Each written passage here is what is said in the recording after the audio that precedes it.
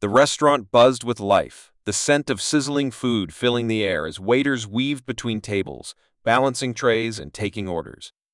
Among them was Sophia, a young waitress moving swiftly, a practiced smile on her face. But behind that smile, exhaustion clung to her like a shadow. Her legs ached, her back throbbed, and every muscle in her body screamed for rest. But she didn't stop, not even for a second. She had no choice. Sophia wasn't just working for herself. She was carrying a child, and at home, her little boy waited for her, a boy too young to understand why his mother worked so much. Her husband had passed away unexpectedly, leaving her to navigate a world that felt heavier every day. There was no safety net, no one to take the burden off her shoulders.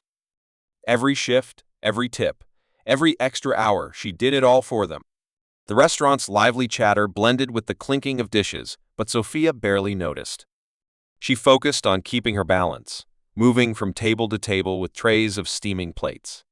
Her coworkers complained about long shifts, about aching feet, but she never joined in. Complaining wouldn't change anything. She set down a plate in front of a smiling customer. A dull pain throbbed in her lower back. She took a slow breath, forcing herself to push through it. She had learned to ignore discomfort a long time ago. When her shift finally ended, the air outside felt cool against her warm skin. She stepped out, stretching her sore arms, breathing in deeply. The quietness of the street was a relief after the constant noise inside. But just as she was about to turn toward the bus stop, her eyes caught something, or rather, someone. A small figure was curled up near the entrance of the restaurant. Sophia's heart clenched. It was a little girl, no older than 6, sitting on the cold pavement, her tiny arms wrapped around herself.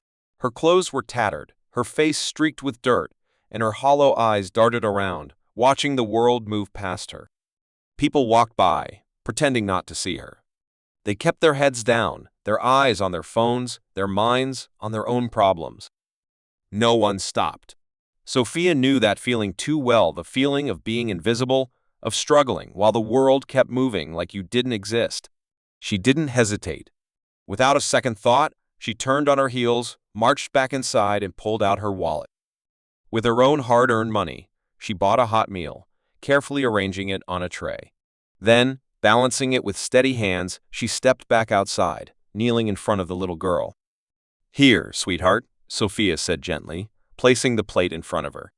"Eat as much as you want." The girl hesitated, her thin fingers curling against the pavement. She looked up at Sophia, her eyes wary, as if unsure whether this was real.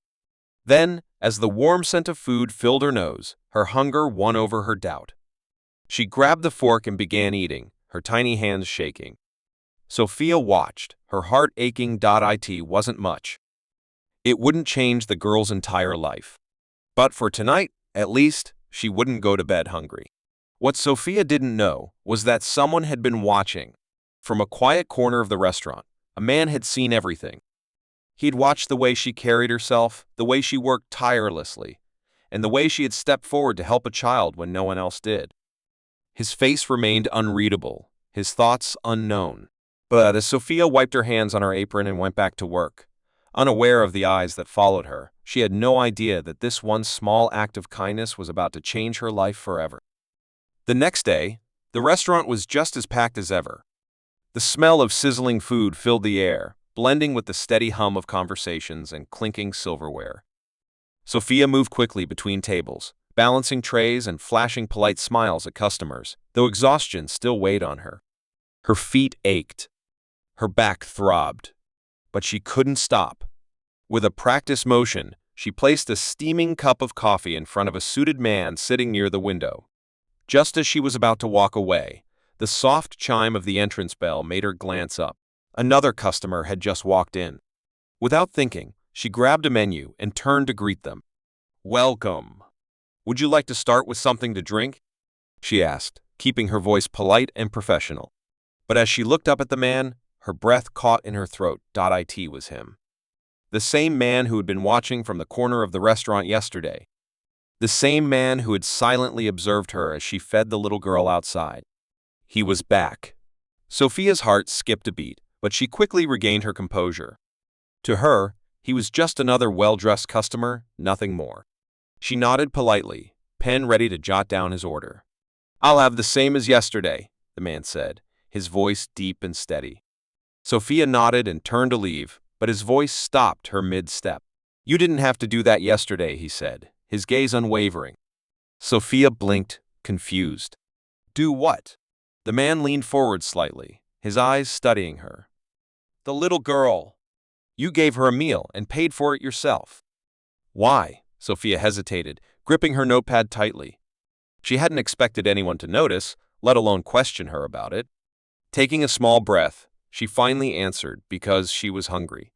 And no one else was going to help her. The man's expression didn't change. He simply nodded, as if filing her words away in his mind. Then, to her surprise, he gestured toward the chair across from him. "Sit with me for a moment," he said. Sophia stiffened. I'm working," she said quickly, glancing toward the counter where her manager was occupied with another order. "I won't take much of your time," the man assured her. "Please.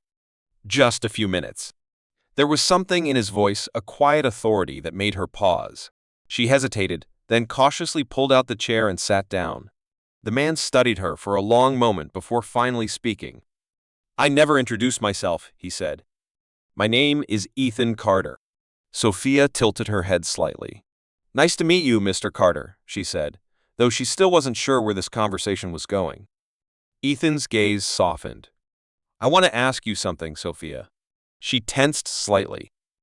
"Okay, how long have you been working here?" Sophia thought for a moment before answering, "Almost 3 years." "And do you plan to keep working through your pregnancy?" Sophia let out a small, tired chuckle. "I don't really have a choice," she admitted. "I have a little boy at home and another on the way. I need to provide for them. This job is all I have right now."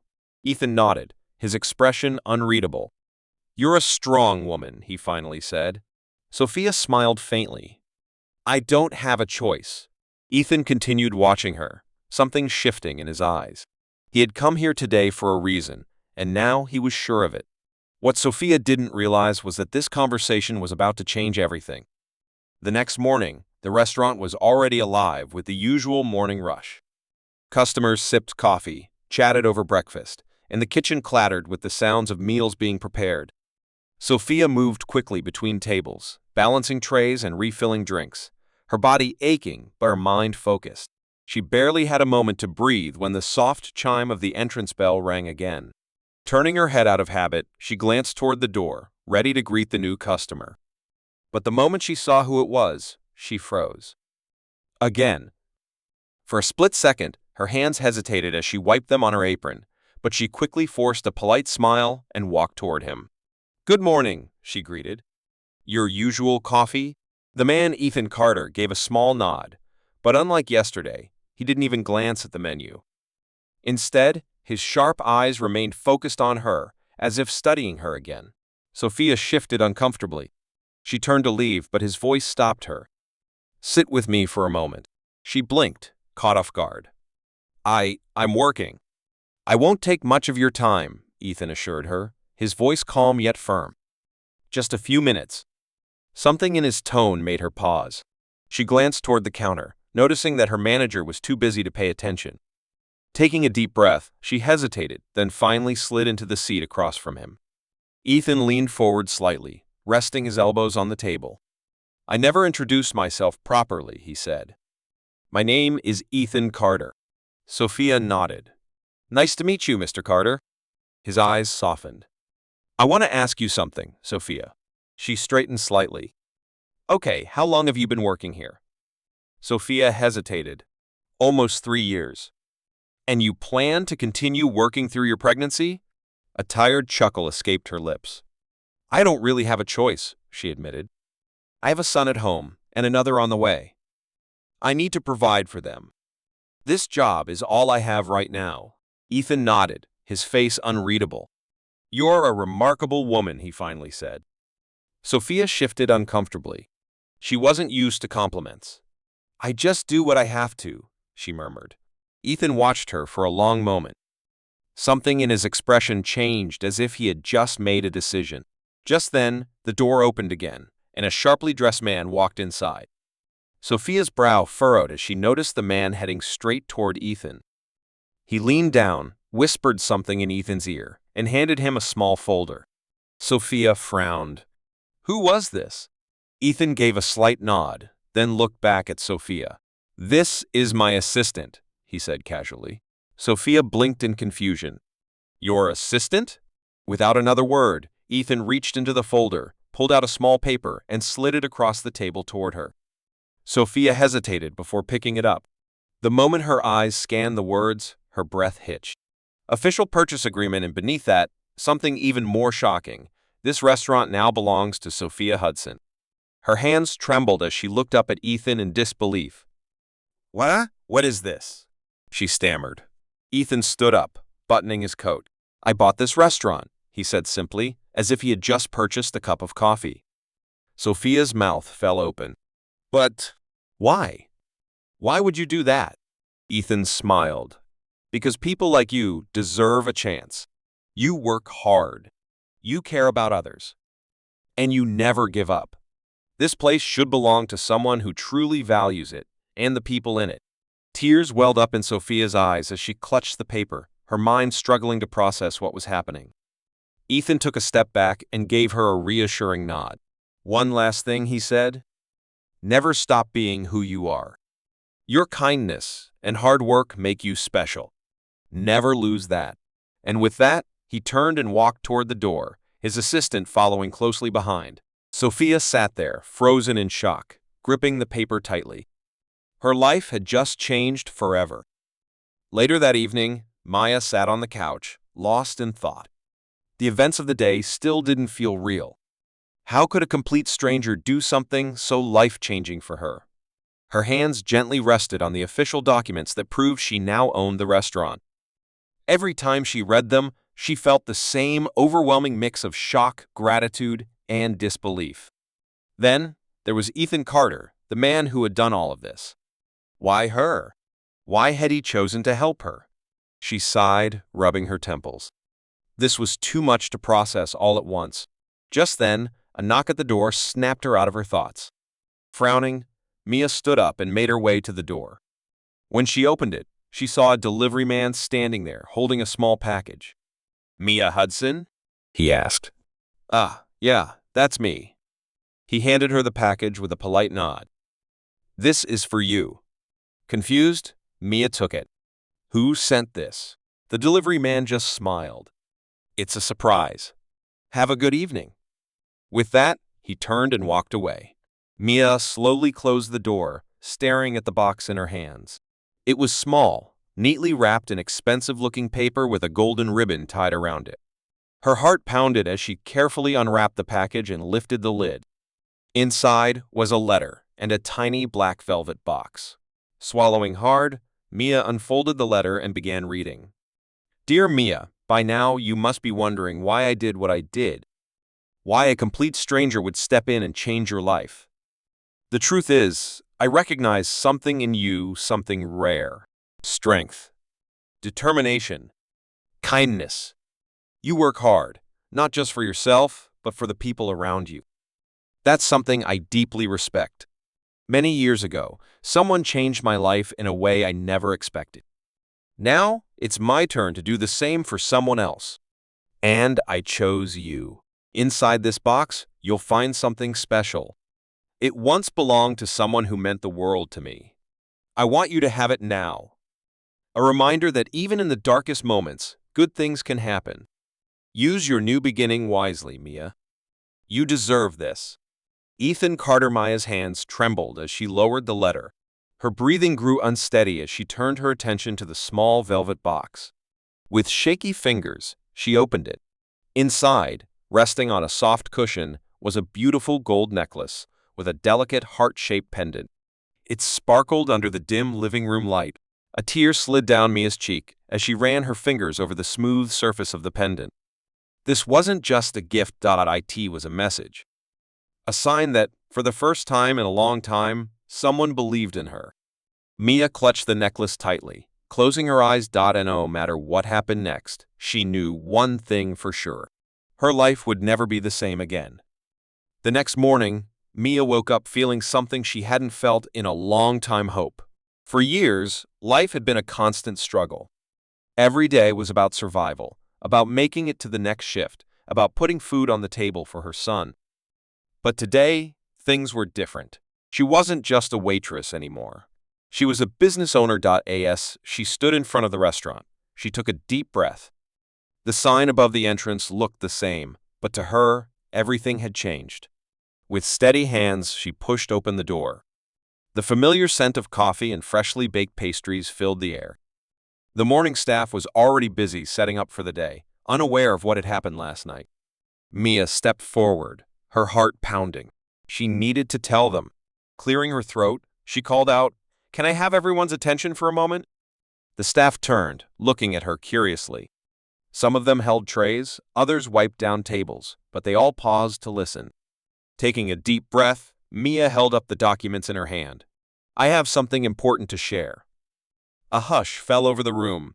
She swallowed hard, trying to steady her voice. "As of today, I own this restaurant." For a second, there was silence. Then, a wave of gasps and whispers spread through the group.